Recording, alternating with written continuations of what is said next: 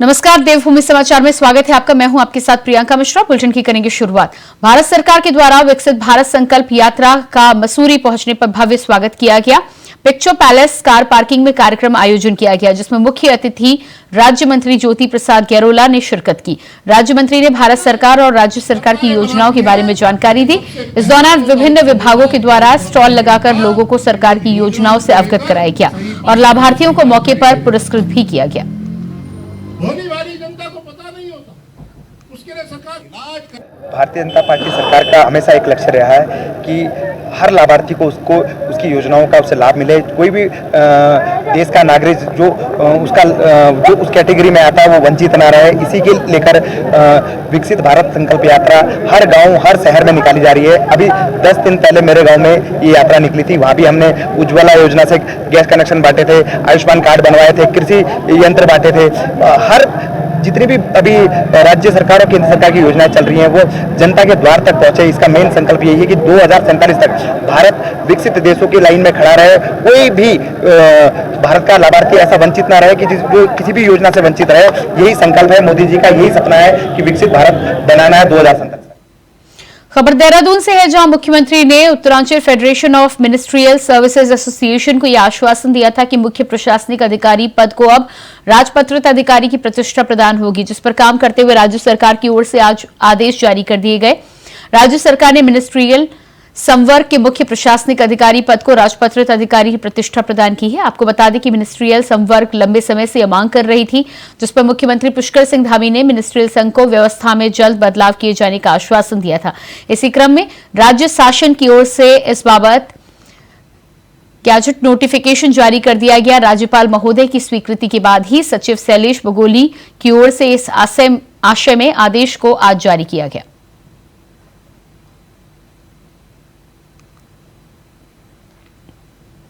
मुख्यमंत्री पुष्कर सिंह धामी जनवरी महीने में पार्टी विधायकों और राज्य आंदोलनकारियों को नए साल का तोहफा दे सकते हैं। सीएम धामी जहां मंत्रिमंडल का विस्तार कर सकते हैं, तो वहीं जन भावनाओं का केंद्र रहे राज्य आंदोलनकारियों के लिए 10% क्षैतिज आरक्षण भी लागू किया जा सकता है। मुख्यमंत्री पुष्कर सिंह धामी जनवरी के महीने में ये कह सकते हैं कि नए साल के अवसर पर 3 बड़ी सौगातें पार्टी के वरिष्ठ कार्यकर्ता, विधायकों और राज्यवासियों को देने जा रहे हैं। मुख्यमंत्री पुष्कर सिंह धामी अपने मंत्रिमंडल का विस्तार कर सकते हैं, जिसमें पार्टी के वरिष्ठ विधायकों को मंत्रिमंडल में जगह मिल सकती है। कुछ नए चेहरे भी मंत्रिमंडल में शामिल हो सकते हैं कि हो सकता है मंत्रिमंडल में कुछ फेरबदल भी किया जा सके। इसलिए नए चेहरों के आने की उम्मीद भी जताई जा रही है। इसके अलावा राज्य आंदोलनकारियों का जो मामला था 10% क्षैतिज आरक्षण का, उसे भी विशेष सत्र में लाकर राज्य आंदोलनकारियों को बड़ी सौगात देना चाहते हैं। साथ ही पार्टी के जो वरिष्ठ कार्यकर्ता है या जो विधायक है उनको दायित्व देने का काम मुख्यमंत्री पुष्कर सिंह धामी कर सकते हैं। जनवरी के माह में बड़ी सौगात मिल सकती है, ताकि सरकार आने वाले समय में बेहतर गति से, तेज गति से काम कर सके। जो राज्य सरकार की योजना है वो धरातल पर उतर सके और विकास का लाभ राज्य की जनता को मिल सके। ये कह सकते हैं कि मुख्यमंत्री पुष्कर सिंह धामी आगामी चुनाव को देखते हुए ये महत्वपूर्ण निर्णय आप ले सकते हैं, ताकि उत्तराखंड राज्य विकास के पथ पर भी बढ़ सके और जो पार्टी के विधायकों की अपेक्षाएं वो भी पूरी हो सके। कैमरामैन अब्दुल्ला साथ अभय केंद्रवा, इंडिया वॉइस, देहरादून। अगली खबर देहरादून से है, जहां पूर्व मुख्यमंत्री हरीश रावत ने सरकार के द्वारा यूसीसी लागू न करने की वजह बताई है। उन्होंने कहा है कि देश में आदिवासियों की यूसीसी को लेकर भारी नाराजगी है, जिस पर शायद सरकार ने बातचीत कर ली हो। शायद उन्होंने कहा कि यूसीसी को लेकर सभी की सहमति से काम किया जा सकता है, लेकिन सरकार कानून को देश की जनता पर थोपने की कोशिश करेगी तो यह साफ तौर पर तानाशाही होगी। स्वागत करते हैं एक विवादपूर्ण प्रसंग का, जिसको लेकर के देश में भी दो राय थी और राजनीति भी विभाजित थी। तो उस प्रसंग का अंत हो गया। सुप्रीम कोर्ट का निर्णय सबके लिए मान्य है और मैं समझता हूँ जो कश्मीर के लोग हैं वो भी सुप्रीम कोर्ट के निर्णय को मानेंगे। और बाकी यदि कर सकते हो तो पीओके जो आतंकवाद के गढ़ के रूप में पाकिस्तान ने खड़ा कर रखा है, आप पीओके पर बढ़िए ना, हम साथ हैं। आर्टिकल 370 को लेकर कांग्रेस पार्टी सुप्रीम कोर्ट के फैसले का समर्थन कर रही है। उत्तराखंड के पूर्व मुख्यमंत्री हरीश रावत ने भी सुप्रीम कोर्ट के फैसले का स्वागत किया है, जिससे साफ तौर पर कांग्रेस का दोहरा चरित्र दर्शाता है। अनुच्छेद 370 हटाए जाने को लेकर सुप्रीम कोर्ट का जो फैसला आया है उसके बाद दोनों ही पार्टियों ने इसका समर्थन किया है। लेकिन अगर कांग्रेस की विचारधाराओं की बात की जाए तो हमेशा सुप्रीम कोर्ट के फैसले के बाद वो अपना जो विचारधारा है वो बदलती है, और इसका उदाहरण है 370 के बाद जिस तरह से कांग्रेस ने अपने बयानबाजी बदली है। वहीं अगर ये पहली बार नहीं हो रहा है, राम मंदिर जन्मभूमि में जिस तरह से सुप्रीम कोर्ट के फैसले से पहले जिस तरह से कांग्रेस बयानबाजी कर रही थी, लेकिन जैसे ही सुप्रीम कोर्ट का पॉजिटिव राम मंदिर को लेकर बयान आया, जो फैसला आया, उसके बाद कांग्रेस ने भी इससे पलटी मारी है और उसे भी अपना ही फैसला बताया है, जिसके बाद अब 370 अनुच्छेद की जो चर्चाएं चल रही है, सुप्रीम कोर्ट का जो फैसला आया है उसको भी जो विचारधारा है कांग्रेस ने उसको बदली है। अब अनुच्छेद 370 को लेकर जो कांग्रेस पार्टी है वो पॉजिटिव बोल रही है। उत्तराखंड के पूर्व मुख्यमंत्री हरीश रावत ने भी पूरी तरह से सुप्रीम कोर्ट का स्वागत किया है। उन्होंने कहा कि जब पहले की जो परिस्थितियां थी, जब ये 370 आया था, वो अलग थी और अब अलग है। उन्होंने साथ में ये भी कहा कि पीओ की जो पाकिस्तान ऑक्यूपाइड कश्मीर है उसे भी भाजपा सरकार अपने देश के अंदर करे और पूरा देश उनके साथ रहेगा। वहीं इससे साफ पता चलता है जो कांग्रेस की विचारधारा है सुप्रीम कोर्ट के आदेश के बाद बदलती हुई नजर आती है, जिससे कांग्रेस का जो दोहरा चरित्र है वो साफ तौर पर नजर आता है।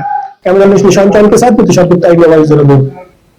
खटीमा के भारत नेपाल अंतर्राष्ट्रीय सीमा गोलाघाट क्षेत्र के राजस्व विभाग की टीम समेत कई विभागों ने संयुक्त टीम बनाकर सीमा पर बने पिलरों व नो मैंस लैंड में हुए अतिक्रमण का निरीक्षण किया है। एसएसबी ने नेपाल की तरफ से नो मैंस लैंड पर अतिक्रमण की जानकारी मिलने पर 10 किलोमीटर पैदल कर इसका जायजा लिया, जिसमें सीमा के नो मैंस लैंड पर नेपाल की तरफ से अतिक्रमण होना पाया गया है। वहीं तहसीलदार हिमांशु जोशी ने बताया है कि पूरी जानकारी उच्च अधिकारियों को दे दी गई है। बचे हुए सीमा क्षेत्र का निरीक्षण अगले चरण में किया जाएगा।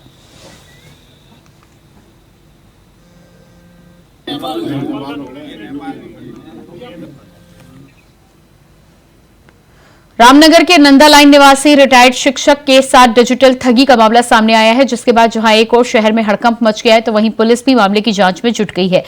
घटना के संबंध में जानकारी देते हुए रिटायर्ड शिक्षक संतोष मेहरोत्रा ने बताया है कि बीते दिन उनके पास एक अज्ञात व्यक्ति का फोन आया था। उसने अपने आप को मुंबई क्राइम ब्रांच का अधिकारी बताते हुए शिक्षक का वीडियो कॉल पर एक फर्जी अधिकारी बताते हुए बात कराई, जो पूरी तरह से पुलिस की वर्दी में बैठा हुआ था। शिक्षक का कहना है कि इन ठगों को उसने कहा कि तुम फर्जी तरीके से लोगों को विदेश भेजने के साथ ही साथ 34 करोड़ रुपए की ठगी का अंजाम दिया है। तुम्हारे सभी बैंक खाते सील कर दिए गए हैं। शिकायत मिलने पर मामले की कार्रवाई करते हुए कोतवाल ने सावधान रहने की अपील करते हुए कहा कि थाने और साइबर सेल को इसकी जानकारी दी जाए। मुंबई ईस्ट की अंधेरी ईस्ट की पुलिस से एक वीडियो कॉलिंग आई और उन्होंने कहा कि वीडियो कॉल से बात करिए, पुलिस ऑफिसर आपसे बात करेंगे। उस पुलिस ऑफिसर ने बताया कि मेरे नाम पर कोई खाता खोला गया है, उसमें करोड़ों रुपए की ठगी की गई है और मेरे द्वारा कई लोगों को विदेश भेजा गया है जो वहाँ मार दिए जा रहे हैं, उनके अंदर से उनके अवयव निकाल लिए जा रहे हैं और इस तरह से आप बहुत बड़े क्राइम में इन्वॉल्व हैं और आपका गिरफ्तारी वारंट है और ये वारंट उसने मुझे भेजा, जो ये है मेरे पास ये वारंट। और इस तरह से उन्होंने मुझे इतना टेरराइज कर दिया कि मेरे द्वारा बहुत ज़्यादा बेईमानी की गई, मेरे सारे खाते सीज कर दिए गए हैं और मेरे पास सेबी का अटैक होने वाला है, सेबी आके मुझे गिरफ्तार करने वाली है और आपके खाते सारे सीज कर दिए गए हैं और इन खातों को आपको बचाना है। पहले बताइए कौन कौन से खाते इस्तेमाल करते हैं, आपने आधार कार्ड कहाँ अपना इस्तेमाल किया है और इन खातों को अब आप इस्तेमाल नहीं कर सकते और मतलब उसको काफ़ी मुझे परेशान। देखिए, जानकारी में है कि जो रामनगर निवासी है उसको एक कॉल आया कि तुम्हारे नंबर पर फर्जी आधार कार्ड पर नंबर लेके उससे अकाउंट खोल के ठगी की गई है और उसको उन्होंने विश्वास दिलाने के लिए वीडियो कॉल में बैकग्राउंड में इस करके दिखाया कि वहाँ पर कोई किसी थाने से बोल रहे हैं, क्राइम ब्रांच से बोल रहे हैं और लेकिन उसमें पैसा ट्रांजैक्शन नहीं हो पाया और उन्होंने ठगी का प्रयास किया है। तो इस संबंध में जो नंबर कॉलर द्वारा हमको दिए गए हैं उसकी जांच कर आवश्यक वैधानिक कार्रवाई हमारे द्वारा की जाती है। हरिद्वार के रिहायशी इलाकों में जंगली जानवरों के आने को रोकने के लिए अब वन विभाग मधुमक्खियों का सहारा लेने जा रहा है, जिसके लिए हरिद्वार वन विभाग ने मास्टर प्लान तैयार किया है, जिससे अब वन विभाग ट्रायल करने जा रहा है, जिसके बाद इस प्लान को पूरे हरिद्वार वन प्रभाग क्षेत्र में लागू किया जाएगा। हरिद्वार वन क्षेत्र के रेंजर शैलेंद्र नेगी ने जानकारी देते हुए बताया कि आए दिन जंगली जानवर हरिद्वार से जुड़े रिहायशी इलाकों में चहलकदमी करते हुए दिखाई देते हैं। ऐसे में वन विभाग के द्वारा बनाई गई क्विक रिस्पांस टीम की वही ड्यूटी रहती है कि वह दिन भर जंगल में शहरी क्षेत्र में आ रहे जानवरों को और खदेड़ने का प्रयास करते हैं। इसके लिए अब हमने एक परमानेंट सोल्यूशन निकाला है जिसमें हम मधुमक्खियों के छत्ते और मधुमक्खियों की वॉइस की डमी स्पीकर्स वन प्रभाग की बाउंड्रीज पर लगाएंगे, जिससे शहरी इलाकों में हाथियों का आना बिल्कुल बंद हो। यो कैमरा है इस दबा।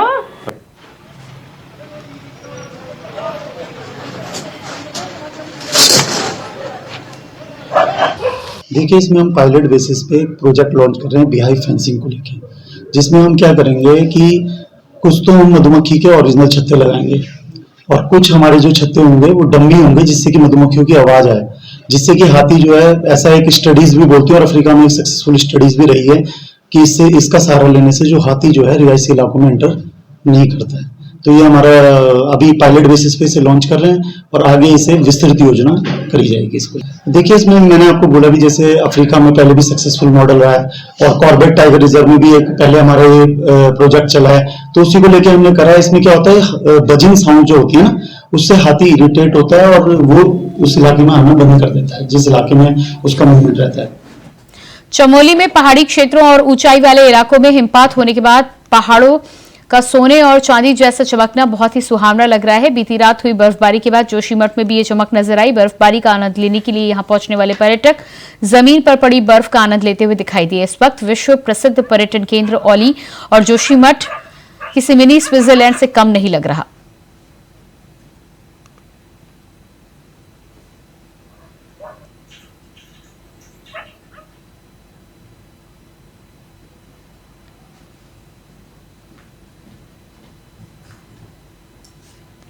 उत्तराखंड के पर्वतीय इलाकों में मौसम ने करवट ली है। केदारनाथ धाम, यमुनोत्री धाम, औली, उत्तरकाशी और चमोली में कई इलाकों में बर्फबारी हुई है। आपको बता दें कि 3500 फीट की ऊंचाई की बर्फबारी का दौर जारी है। पहाड़ों में बर्फबारी के कारण मैदानी क्षेत्रों में भी तापमान में भारी गिरावट दर्ज की गई। लोगों ने अलाव का सहारा लिया।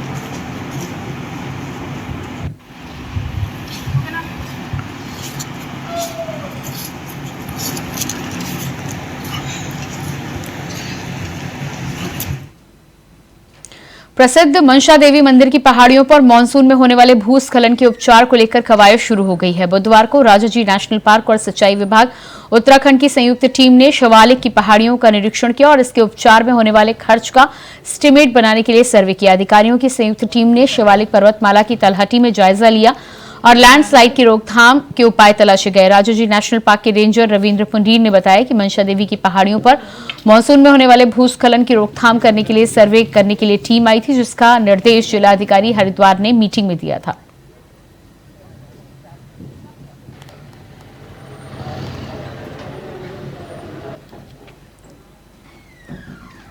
अगली खबर पौड़ी से है, जहां अंकिता भंडारी हत्याकांड मामले में जिलाधिकारी के 2 पटवारियों की वेतन बढ़ाने पर 3 साल के लिए रोक लगा दी गई है। बता दें कि अंकिता हत्याकांड में आनाकानी बरतने वाले तहसील यमकेश्वर और उदयपुर के पल्ला 2, अजमेर पल्ला 3 राजस्व उप निरीक्षकों के वेतन बढ़ाने पर डीएम ने 3 साल की रोक लगा दी है। उन्होंने इस संबंध में आदेश जारी कर दिया है। साथ ही दोनों के खिलाफ विभागीय कार्रवाई समाप्त करते हुए सवेतन सेवा बहाली का आदेश दिया है। दोनों राजस्व उप निरीक्षकों को अंकिता हत्याकांड में प्रभावी कानूनी कार्रवाई नहीं करने, अंकिता के परिजनों की ओर से दी गई तहरीर पर एफआईआर दर्ज नहीं करने, दायित्व और विभागीय कार्यों के प्रति लापरवाही के आरोप में 2022 में निलंबित किया गया था।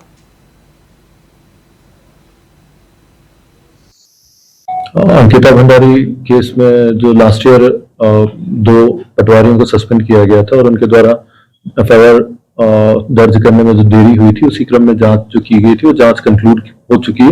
उसमें इंक्वायरी ऑफिसर के द्वारा जो चार्जेस उन पर लगाए गए थे, उन्हीं के क्रम में सिद्ध पाए जाने की स्थिति में उन्हें मेजर पेनल्टी के तौर पे 3 वर्ष की संचयी आधार पर उनकी इंक्रीमेंट्स को रोका गया है। रुड़की के बुग्गावाला क्षेत्र में वन माफियाओं ने उद्यान अधिकारी की मिलीभगत से 50 करीब हरे भरे पेड़ों को काट दिया है और उद्यान विभाग अपनी सफाई देता रह गया। आपको बता दें कि खेड़ी शिकोहरपुर जंगल में वन माफियाओं ने 50 के करीब पेड़ों पर आरी चलाई है, तो वहीं उद्यान अधिकारी का कहना है कि वह पेड़ काफी पुराने थे और इन पर फसल आनी बंद हो गई थी। वहीं उन्होंने ये भी बताया कि 42 पेड़ों की परमिशन दी गई थी, पर उस जगह निरीक्षण के लिए भी नहीं पहुंचा गया, जबकि वन माफियाओं ने 50 के करीब पेड़ काट डाले हैं।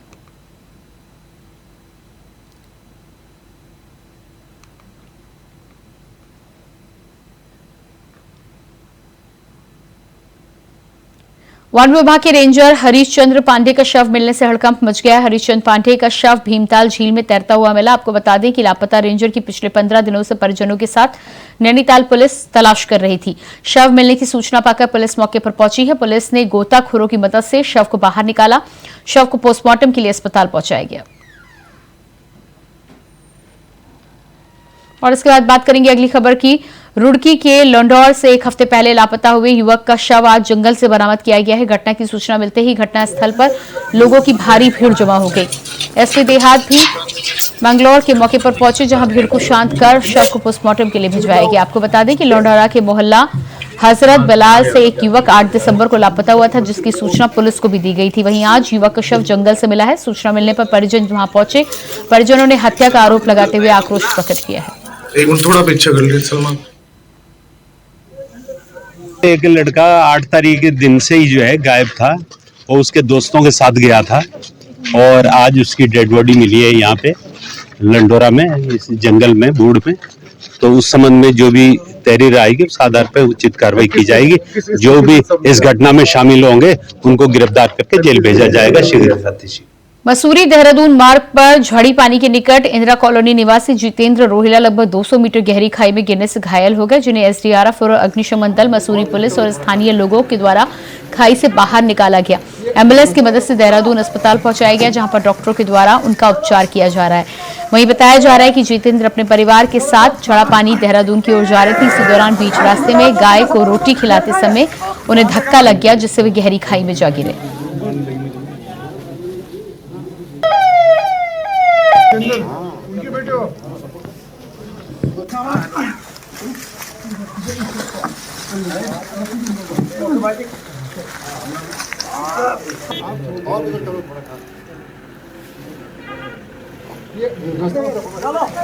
तो बताया जा रहा है कि गहरी खाई में गिरने से युवक गंभीर रूप से घायल हुआ है। इस बात की जानकारी परिवार वालों ने दी थी। सूचना मिलने पर पुलिस मौके पर पहुंची और साथ ही रेस्क्यू टीम के साथ में युवक को रेस्क्यू करने की पूरी कोशिश की गई। इलाज के लिए अब युवक को अस्पताल में भर्ती करा दिया गया है।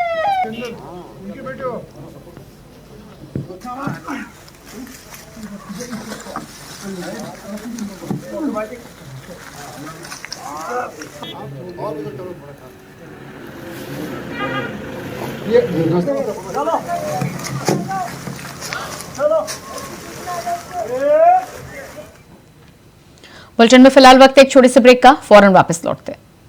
ब्रेक के बाद बात करेंगे अगली खबर की। देहरादून के हरावाला क्षेत्र के मंदिर के बाहर पेशाब करने वाले व्यक्ति को पुलिस ने गिरफ्तार कर लिया है। देहरादून एसएसपी अजय सिंह ने बताया है कि यह व्यक्ति मानसिक रूप से ठीक नहीं है। इसका इलाज सेलाकोई के मानसिक अस्पताल में किया जा रहा है। यहां तक कि इस शख्स के घर वाले भी कई बार इसे बांध कर रखते हैं। फिलहाल पुलिस ने मानसिक अस्पताल का सर्टिफिकेट लेकर शख्स से पूछताछ करने की शुरुआत कर दी है। पुलिस के मुताबिक इस व्यक्ति ने यह काम क्यों किया, इस बारे में जानकारी जुटाई जा रही है।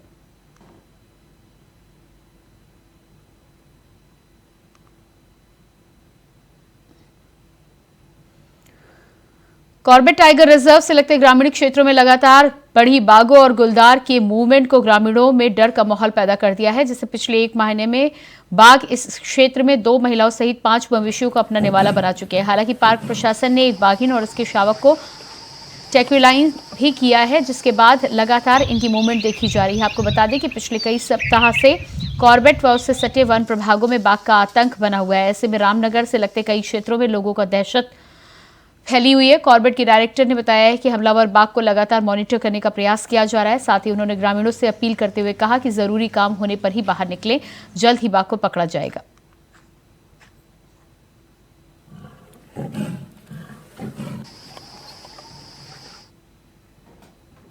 देहरादून पुलिस लाइन के ग्राउंड में प्रेस क्लब ने Ajay Gautam memorial cricket tournament का आयोजन किया। टूर्नामेंट के दूसरे दिन सूचना महानिदेश वंशीधर तिवारी ने मुख्य अतिथि के तौर पर शिरकत की है। वंशीधर तिवारी ने बल्लेबाजी कर क्रिकेट की शुरुआत की और सभी खिलाड़ियों को शुभकामनाएं देते हुए कहा कि कोई भी प्रतियोगिता खेलना भावना से होती है, जिसमें प्रतिस्पर्धा नहीं होती, सिर्फ जीत की भावना से प्रतियोगिता होती है।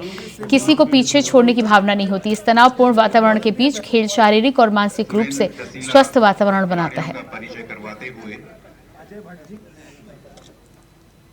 और इसी के साथ फिलहाल इस बुलेटिन में इतना ही। खबरों का सिलसिला जारी रहेगा। नमस्कार।